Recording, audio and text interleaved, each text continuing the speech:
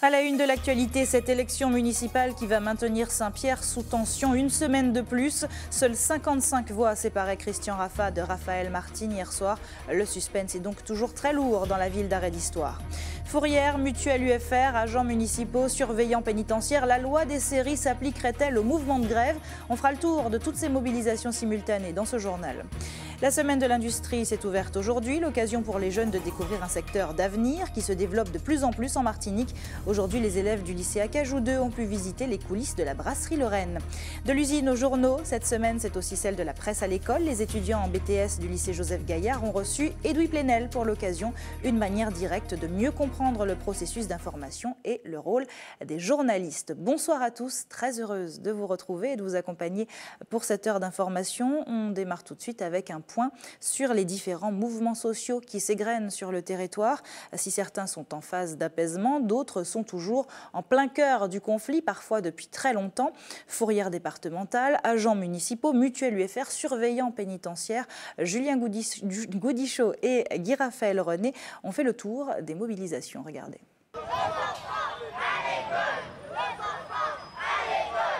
Voilà ce que nous pouvions entendre ce matin devant la mairie du Lamentin.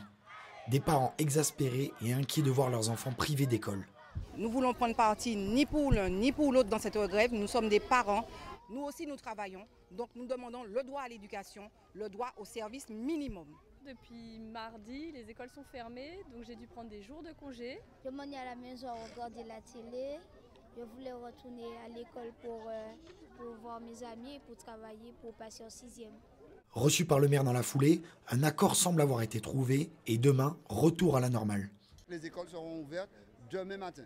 C'est ça que nous appelons de nos voeux, que la grève se termine et que les deux parties soient satisfaits de la négociation et que nos enfants puissent retrouver une certaine sérénité dans leur école. Changement de décor. Et cette fois-ci, ce sont les employés de la mutuelle UFR qui ont pris place au rond-point du Robert. Des salariés qui réclament une normalisation des salaires. Ils se disent harcelés. Mobilisation quasi générale qui semble déterminée à se faire entendre. Des salariés d'une même catégorie, par exemple, touchent des salaires qui passent du simple au double. La bande des 10 meilleurs salaires représente pratiquement 1 million, soit 70% des salaires, 10 personnes sur 120 salariés total de l'UFR. Cette seule disparité, disproportion a mobilisé les salariés. Il faut que la direction comprenne qu'il faut faire quelque chose, Quand vous avez des salariés qui vous envoient des doléances, qui vous parlent de suicide, il faut se mobiliser, il faut que la population sache qu'il y a une réelle souffrance à la mutuelle UFR. Pour les salariés d'Antiprotection, toujours pas d'accord, notamment sur leur salaire et les coefficients. Une réunion s'était tenue jeudi, mais sans résultat. Présents sur leur site de travail, ils assurent le service minimum. Nous faisons grève sur nos sites, on fait ce qu'il y a à faire. Donc, sécurité incendie, secours à personne, le strict minimum. Le reste, nous ne le faisons pas. Le filtrage et tout ce qui s'ensuit. À la fourrière de Mangovulsin, nous sommes déjà à 59 jours de grève et la situation reste bloquée. Sur les 10 points d'achoppement, 2 restent encore à régler. 5 employés sur 8 sont toujours mobilisés. Et demain, ce sont les surveillants pénitentiaires qui seront en grève. Après l'agression à l'arme tranchante au niveau de l'œil d'un de leurs collègues, ils déplorent des conditions de travail périlleuses. La surpopulation carcérale au centre pénitentiaire de Ducos ne fait qu'empirer les choses. Nous subissons une vague d'agressions démesurée, et notamment au niveau du personnel d'encadrement. Nous devons aussi avoir les mêmes structures qui existent dans les départements de l'Hexagone, c'est-à-dire une UHSA pour les détenus difficiles, mais je parle là psychologiquement et psychiquement, c'est-à-dire une UHSA, une UHSI. Il faudrait qu'on ait les mêmes moyens qui existent en métropole. La tournure qu'a pris les événements en ce moment nous dirige vraiment vers le chaos et on sent que tôt ou tard ça va arriver. Et notez également que la grève se poursuit au campus caribéen des Arts qui attend toujours la signature d'un accord avec la région. Notez également que la Caisse des écoles de Fort-de-France connaît elle aussi un mouvement de grève. Depuis ce matin, les salariés affiliés au syndicat Force ouvrière dénoncent des dysfonctionnements dans les services, des problèmes d'hygiène et de sécurité ainsi que le mépris de la direction à leur égard. Leur mouvement est illimité. En bref, un mot pour les allocataires de la CAF, la Caisse d'allocation familiale qui paiera les prestations du mois de mars le 7 avril prochain. Un décalage exceptionnel à ne pas prendre pour habitude donc.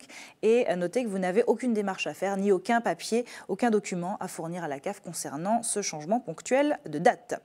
Parlons politique maintenant. Politique, le suspense se prolonge à Saint-Pierre. 1313 voix pour le maire sortant, 1258 pour son opposant, avec seulement 55 voix d'écart. Hier, Raphaël Martine et Christian Raffa s'affronteront encore dimanche pour un second tour. La troisième candidate, Éliane Sesto-Gustave, a comptabilisé 121 voix. Elle ne sera donc pas de la partie cette fois. Ceux qui promettent de jouer le jeu, en tout cas, ce sont les électeurs. Hier, la participation a atteint un taux de 69% contre 61,67% l'année dernière. L'élection a donc passionné les Pierrotins et la soirée d'hier a été riche en émotions, comme nous le montre ce reportage signé Hélène Renaud avec Daniel Rano.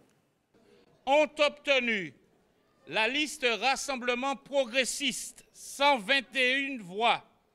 Agissons pour Saint-Pierre, 1313 voix. Et ensemble, faire gagner Saint-Pierre, 1258 voix. Explosion de joie à l'annonce des résultats définitifs qui ouvrent la voie vers un second tour. Pour les militants des deux partis encore en lice, tout reste encore possible du côté de Christian Raffa. On est très contente. On veut le changement. 14 ans, il n'a rien fait. Comme du côté de Raphaël Martine. Nous ne pleurons pas, non. Nous allons vers la victoire. Comme dit la chanson, c'est vers la victoire nous allons aller. Et dimanche prochain, c'est ce qu'elle a fait à Saint-Pierre. Mais du côté de Raphaël Martine, les chants de la victoire ne réussissent pas à masquer la déception du maire sortant qui n'échappe pas au ballottage. 55 voix seulement le séparent de son vieil opposant. Nous aurions pu amplifier notre score. Bon, ça n'a pas été le cas. Je pense que nous avons péché par absence de pédagogie et je crois qu'il faut redoubler d'efforts pour mieux expliquer notre programme et faire en sorte qu'il y ait une plus forte adhésion à notre combat. Le combat promet d'être âpre. Les deux candidats ont les yeux rivés sur Éliane Sesto-Gustave et ses 121 voix qui pourraient changer la donne. Pour Christian Raffa, son ralliement ne fait pas de doute. Je viens de discuter avec Mme Sesto. Elle est prête parce que nous avons un objectif commun, celui de faire changer les choses à Saint-Pierre, à en discuter avec son parti politique, sa hiérarchie, pour que nous puissions voir comment aller au combat la semaine prochaine ensemble. Rien n'est officialisé pour l'instant. Une réunion est prévue dans la soirée entre l'ancienne candidate et le PPM qui a investi sa liste. Les deux adversaires du second tour doivent aussi convaincre les 1257 Pierrotins qui ont boudé les urnes pour tenter de grossir encore la forte participation. Avec un taux de près de 69%, cette mobilisation est une première depuis au moins 20 ans. Politique toujours, mais en Guadeloupe cette fois, comme dans tous les départements de France, excepté bien sûr la Guyane et la Martinique, l'heure y est aux élections départementales. Dans l'Île-Sœur, les électeurs doivent départager 82 binômes. 42 sièges sont à pourvoir pour 21 cantons. Au terme du premier tour hier soir, 5 d'entre eux ont été remportés, 16 sont encore en ballottage. Un scrutin qui verra donc un second tour et qui déjà hier a apporté son lot de surprises, des surprises dont la plus grosse reste le taux de participation extrêmement faible, 44,42%. Linda Kayarsi. À voter. Parmi les 16 binômes en ballottage et à la grande surprise, le duo Gillot-Montout. Jacques Gillot, le président sortant du Conseil général, malgré sa confortable avance avec 58,94% des suffrages exprimés, il ne parvient pas à faire le plein de voix pour éviter un second tour. Victime de l'abstention, le président sortant du Conseil général se retrouve en duel dans le canton du Gosier face au binôme Cédric Cornet, Marie-Paul Fernandez Moreira, qui a obtenu 20,77% des suffrages exprimés. Pour les binômes élus dès le premier tour, ils sont au nombre de 5. L'électorat a ainsi confirmé les choix faits lors des municipales, chaque binôme étant composé d'un maire élu l'an dernier. C'est le cas dans le canton de Petit-Canal. Le maire de la commune, Blaise Mornal, s'impose avec 5351 voix. Autre exemple dans le canton de Basse-Terre, Élie Califère, maire de Saint-Claude, est élu dès le premier tour avec son binôme, avec 4678 voix, et bat ainsi Lucette Michaud-Chevry et son binôme, qui récolte 3382 voix. L'icône de la droite locale est alors éliminée dès le premier tour, grosse surprise de ces départementales, alors qu'elle avait remporté brillamment les municipales en mars dernier, avant de céder son fauteuil de maire à sa fille Marie-Luce Panchard. Enfin, en termes de participation, ce premier tour des élections départementales a mobilisé 44,42% des électeurs guadeloupéens, place désormais aux tractations pour le second tour qui aura lieu dimanche prochain. À voter. Deux chiffres à retenir, en bref, 124 kilos de cocaïne et 33 kilos de marijuana. C'est ce qu'a intercepté l'équipage du Germinal. La frégate de surveillance de la marine française les a saisis sur un go-fast à l'ouest de la Barbade samedi. Les trafiquants présumés avaient tenté de jeter leurs marchandises par-dessus bord. 7 ballots de drogue ont finalement été récupérés dans l'eau par les autorités. Les 7 personnes à bord du bateau ont été interpellées et placées en garde à vue. Leur marchandise a été remise à l'Ocertis. Notez que depuis début 2015, les services de l'État en mer ont déjà saisi 1,2 tonne de drogue dans la zone anti-Guyane. Et puis toujours en bref, notez dans un tout autre registre cet accident ce matin au Prêcheur. Après une sortie de route et plusieurs tonneaux, un homme de 28 ans a été héliporté vers le centre hospitalier Pierre Zobdak-Kittmann. Un défaut de ceinture de sécurité aurait aggravé son état. Il souffre d'un grave traumatisme. Sa passagère âgée de 24 ans ne serait quant à elle que légèrement blessée. Le secteur industriel est à la fête dès aujourd'hui et jusqu'à dimanche, la 5e semaine de l'industrie met en lumière des entreprises de transformation industrielle. Au programme, conférences et visites d'usines afin de découvrir l'envers du décor et de renforcer l'attractivité de ce secteur d'activité, notamment aux yeux des jeunes. Ce matin, les élèves du lycée Acajou 2 ont d'ailleurs pu pénétrer dans les locaux de la brasserie Lorraine. L'occasion peut-être de susciter des vocations. Élodie Toto. À quelle température exploite-t-on le houblon? Quel sucre est utilisé pour la fermentation de la bière? Une vingtaine de lycéens connaissent maintenant la réponse. Ce matin, ils visitent la brasserie Lorraine, l'occasion pour eux de découvrir de l'intérieur le fonctionnement d'une entreprise. Moi, de savoir comment il fait la bière, comment elle est fabriquée, savoir ce qu'on boit en général. Cette visite s'inscrit dans le cadre de la semaine de l'industrie. Son but, faire découvrir le secteur aux jeunes et aux demandeurs d'emploi. Malheureusement, l'industrie est mal connue. Il y a dans nos métiers des activités qu'on trouve dans le tertiaire, la comptabilité, la gestion, le marketing. Pour ces élèves qui suivent une filière sciences, technologies, ingénierie et développement durable, cette manifestation pourrait bien susciter des vocations. C'est intéressant, il y a beaucoup de choses à découvrir, surtout sur quelque chose qu'on aime. Oui, si j'ai une opportunité, je voudrais travailler ici. Cette semaine, 7 entreprises vont ainsi ouvrir leurs portes aux élèves de collège et lycée. Les jeunes sont souvent confrontés à un manque de visibilité au niveau de l'orientation, qui soit par exemple les collégiens avant leur entrée au lycée pour choisir la filière dans laquelle ils veulent aller, mais également pour se projeter plus dans l'avenir. Et ensuite les lycéens pour choisir s'ils veulent plus partir en formation professionnalisante ou en formation plus universitaire. Et rencontrer le monde de l'industrie permet de voir toute la palette qui est très large des métiers qui sont disponibles, que ce soit des métiers plus techniques ou des métiers de cadre. Une mise au point importante. En France, le secteur de l'industrie rassemble plus de 3 millions d'emplois. En bref, c'est un bilan pour le moins positif que dresse l'opération Pays Propre. On vient de voir plein de bouteilles, eh bien ne les jetez pas dans la nature. C'est en tout cas le message qu'on doit retenir. De vendredi à dimanche, 585 bénévoles ont participé à cette opération Pays Propre répartis sur 14 sites. Ils ont collecté 22 420 kilos de déchets. En 9 éditions, l'opération de ramassage des déchets a permis de récolter plus de 90 tonnes d'ordures.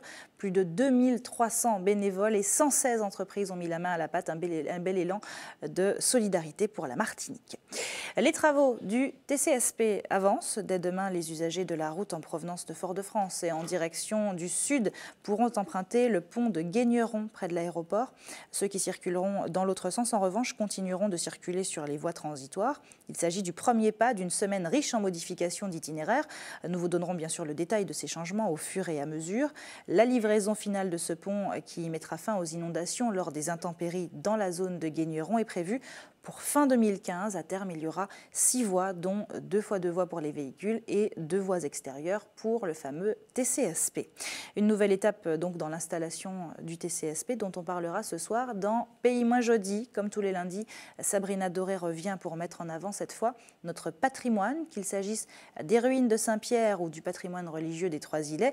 La région a lancé quelques grands projets de revalorisation de nos richesses patrimoniales. Objectif final, faire de ces 2 communes des zones d'attractivité régionale. On en parle ce soir juste après la tranche info dans Pays Moins Jeudi. Extrait. Saint-Pierre, dans le Nord Caraïbe. Sa rade est profonde et constitue un excellent lieu de mouillage. Mais ces 3 bouées marquent un espace impénétrable. Depuis 2012, elles ont pour mission de préserver le patrimoine de la ville, une zone d'échouage de navires qui ont sombré dans la baie lors de la catastrophe de 1902. Bientôt, cet extraordinaire cimetière sous-marin devrait être mis en valeur. Grâce à une consultation des différents acteurs du secteur et au plan de financement de 60 000 € impliquant entre autres la région, les fonds européens et la municipalité, le projet du Grand Saint-Pierre voit le jour. Voilà, Pays-moi jeudi à 20 h après la tranche info. Restez avec nous sur ATV. Dans un instant, on fera le bilan sportif de ce week-end. 2 jours marqués notamment par le Critérium des quartiers remporté par Jonathan Camargo. Et puis Hubert Bornil nous emmènera ensuite boire un jus de canne à Fort-de-France chez ceux qui le fabriquent depuis près de 40 ans. Mais avant, la semaine de la presse à l'école s'ouvre aujourd'hui. Pour beaucoup d'établissements scolaires, c'est l'occasion de montrer l'importance du travail des journalistes dans le processus d'information. Pour cette 26e édition, placée sous le signe de la liberté d'expression, le cofondateur du site d'information Mediapart, Edoui Plenel, est en Martinique. Et ce matin, il a rencontré les élèves du lycée Joseph Gaillard à Fort-de-France. Dans la salle, essentiellement des élèves de BTS et Guy Raphaël René. Après la biographie d'Edoui Plenel élaborée et présentée par les élèves, il s'agissait pour le cofondateur de Mediapart de s'adonner au jeu des questions-réponses. Je voudrais savoir si vous envisagez de les utiliser dans l'avenir, Mediapart. Alors là, la réponse va être rapide, c'est non et non. Des questions relatives au journalisme d'investigation incarné par l'indépendant Edoui Plenel ou sur l'environnement numérique dans lequel s'exerce le métier aujourd'hui. Pour la jeunesse comme moi et les jeunes adultes, je trouve que on regarde plus l'actualité sur Internet plutôt que à la presse écrite, France Inti, etc. Car elle permet un plus grand choix de documentation. On nous a expliqué que justement les sources qui proviennent d'Internet, elles peuvent être vraies ou fausses. Donc Internet peut être un bon outil comme un mauvais outil. Après, c'est tout un chacun qui devons vraiment traiter et analyser les informations qu'on nous donne. Après avoir dirigé le journal Le Monde, en 2008, Edoui Plenel décide avec ses collaborateurs de surfer sur la vague des nouvelles technologies en créant le site Mediapart. Une nouvelle époque du journalisme qu'il convient d'apprivoiser. La révolution numérique est une révolution qui est pleine d'opportunités démocratiques, de partage, d'échanges, de nouvelles relations. Il ne faut pas hiérarchiser, dire c'était mieux avant, c'est pire maintenant. Il faut simplement être au rendez-vous du défi que vous pose votre époque. C'est ça l'espérance qu'on doit transmettre aux jeunes. On ne doit pas les accabler, on doit au contraire les inviter à faire chemin. Le journaliste sera présent lors de nombreux événements prévus dans le cadre de la Semaine de la presse. Pour cette 26e édition, il s'agira de débattre sur la liberté d'expression. Bonsoir Cécile Évrard. Bonsoir. Merci d'être avec nous. Vous êtes journaliste à France Antilles, membre du Club Presse également. Vous travaillez d'ailleurs sur une charte martiniquaise de déontologie. Alors, on y reviendra dans un instant. Avant, je voudrais savoir, au vu de ce reportage, ce que représente pour vous cette semaine de la presse à l'école. Est-ce que c'est un rendez-vous utile ? C'est un rendez-vous qui est vraiment très important, à mon avis, parce qu'il faut que nous, journalistes, allions dans les écoles, parce que je pense que comprendre la presse et les médias, ça fait partie du rôle du futur citoyen. Il faut vraiment... En plus, les enfants et les plus grands sont aujourd'hui vraiment abreuvés de publicité. Il faut qu'ils fassent la différence entre la publicité et l'information. Et l'information telle qu'elle. Vous serez peut-être comme bon nombre d'entre nous dans des écoles pour expliquer ce que c'est que le métier de journaliste, ou en tout cas par les années précédentes vous avez dû le faire. Comment expliquez-vous ce métier de journaliste aux lycéens par exemple, ou aux collégiens, à des plus jeunes en tout cas? Alors, je pense que le métier de journaliste, c'est vraiment un métier d'observateur. C'est-à-dire que nous...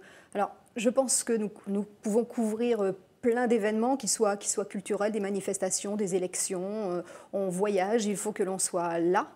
Non seulement pour décrire les faits, pour exposer les faits, pour les comprendre. Selon ma conception, il ne faut pas donner son avis. Il faut prendre les différents points de vue. Nous avons des techniques pour pouvoir décrire les choses qui se déroulent sous nos yeux.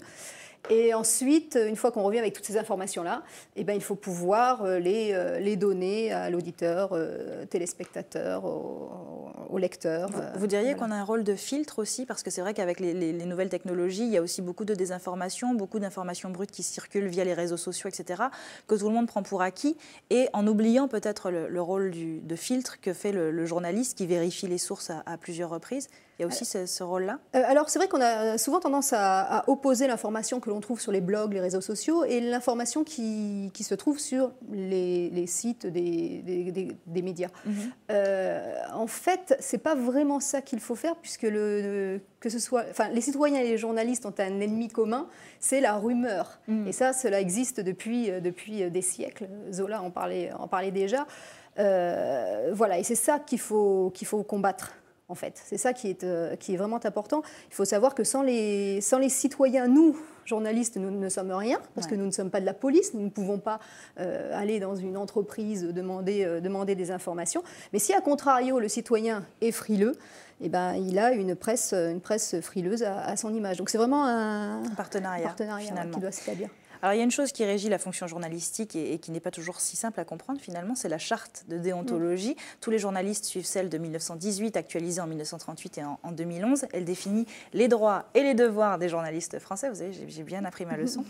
Pourquoi le Club Presse de Martinique voudrait en élaborer une autre spécifiquement pour les journalistes de Martinique ? Alors en fait, ce n'est pas seulement une charte. Alors ce qu'il faut savoir, c'est que la question de l'évolution de la profession se pose dans le monde entier. Donc je ne vois pas pourquoi nous exclurions du débat. Nous avons le droit aussi de participer au débat, de défendre notre profession, de réfléchir à nos spécificités, si spécificités il y a. Voilà. Donc nous, effectivement, le Club Presse y est attelé sous une certaine forme. Nous avons un wiki sur Internet auquel tous les journalistes peuvent contribuer. Voilà, je ne sais pas si c'est la meilleure forme, mais en tout cas, nous faisons quelque chose. Non, c'est vraiment important. Alors, ce qu'il faut savoir, c'est qu'en plus, c'est vrai que là, dans la charte, il y a les bonnes pratiques et les dangers qui guettent le journaliste, mais il y a aussi une partie importante, et ça, on ne le trouve pas facilement, une partie importante consacrée à l'explication du métier de journaliste. C'est quoi un journaliste? Qu'est-ce qu'il fait? Quel est son quotidien? Parce que c'est pas très connu, en fait. C'est surtout pas le même quotidien en fonction des médias et en fonction des rédactions, en fonction des journalistes. Exactement. Donc c'est pour ça, on veut vraiment expliquer et démocratiser la profession. Elle sera accessible à tous, oui, une fois qu'elle sera élaborée. Alors justement, on en est où? C'est vrai qu'on prend un petit peu de temps, je voulais expliquer aussi qu'il y a quelque chose d'important, c'est que nous, grâce à cet outil-là, nous souhaitons créer en fait un réseau de journalistes s'appuyant sur un même socle de valeurs, ayant la même conception du métier. Réseau de journalistes et aussi réseau de personnes extérieures, sociologues, juristes, communicants qui nous apportent des choses. Donc on en est où? Là, on est toujours en cours d'élaboration. Nous avons ouvert une page Facebook il y a environ un mois et demi, qui va permettre en fait d'échanger au niveau de la charte. Voilà, on veut finir ce travail-là avant le mois de juin. Voilà. Bon, ben on vous encourage en tout cas. Merci. Merci beaucoup, Cécile Evra, d'avoir été avec nous ce soir. Merci. La semaine a repris, fini le week-end. On a rangé les vélos et les ballons d'un week-end de sport plutôt chargé d'ailleurs. Il a été marqué par la 6e édition du Critérium des quartiers, remporté au Lamentin par Jonathan Camargo. En handball, on connaît désormais les qualifiés pour la poule des As. Et en basket, le championnat est terminé. Retour sur 2 jours intenses avec Caril Chassol, Louis Sabas et Michelet François. En cyclisme, la 6e édition du Critérium des quartiers du Lamentin est revenue pour 1 seconde à Jonathan Camargo de Lucémoul de la Guadeloupe. Thomas Olejnik de Pavilly-Barentin est second. Jocelyn Empirière de Féroce complète le podium. Sport collectif en handball, à 2 journées de la fin du championnat de pré-national, les 4 formations qui disputeront la poule des As sont connues. Chez les femmes, la 16e journée a été marquée par la première défaite du réveil sportif, battu par l'AS Mondezès 28-22. L'USC Citron a fait match nul, victoire de l'Arsenal, de la Gauloise et de l'Étoile de Gondot. Au classement donc, les qualifiés pour la poule des As sont le réveil sportif, l'AS Mondezès, l'USC Citron et l'Arsenal. Chez les hommes, dans le choc face à l'ASC Ducos, l'Étoile de Gondot s'est imposée, victoire de Sainte-Anne-Cap 110, de l'UJ Redoute et du TS franciscain. Partage des points entre le Réveil Sportif et l'ASC Volga Plage. Les 4 formations qui disputeront la poule des As sont l'Étoile de Gondo, Sainte-Anne-Cap 110, l'ASC Ducos et le Girodoute. En basket, la 18e et dernière journée du championnat élite masculin a vu les ténors, l'USAC, le Golden Star et le Golden Lion s'imposer. Victoire également de l'US Ducos 16 et de l'Intrépide. Au classement de cette saison régulière, l'USAC termine devant le Golden Star, le Golden Lion et le SC Lamantinois. Chez les femmes également, les ténors se sont imposés. Après l'examen administratif des différents clubs, on connaîtra avec précision les 8 formations qui disputeront chez les femmes et les hommes les quarts de finale des playoffs. Football pour conclure, à l'issue de la 18e journée de DH, la mauvaise opération est pour le Golden Star, défait à domicile par le Racing 2-0. Pour le reste, pas de changement en tête. Le Golden Lion conserve ses 11 points d'avance sur le club franciscain. L'Aiglon conforte sa 3e place devant le club colonial et le Golden Star. C'est l'heure de notre coup d'œil quotidien sur vos quartiers. Tout de suite, le JT des communes.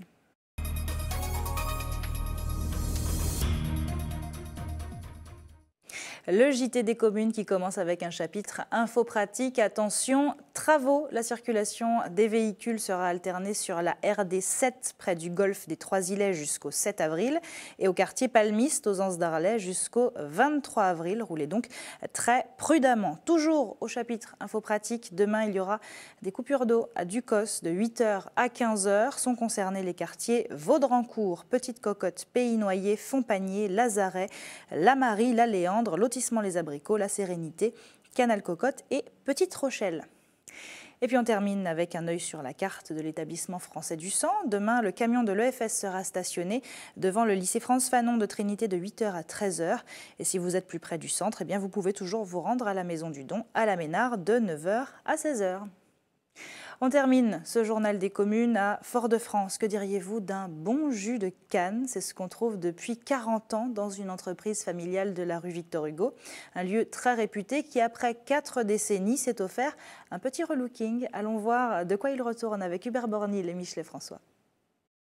Rue Victor Hugo à Fort-de-France, une institution que des milliers de Martiniquais connaissent. Évidemment, l'endroit s'appelait à l'époque aux Trois Pointes. Vous voyez le jus de canne, oui. Aujourd'hui, délicatement vôtre, voilà, le nom a changé, le lieu également.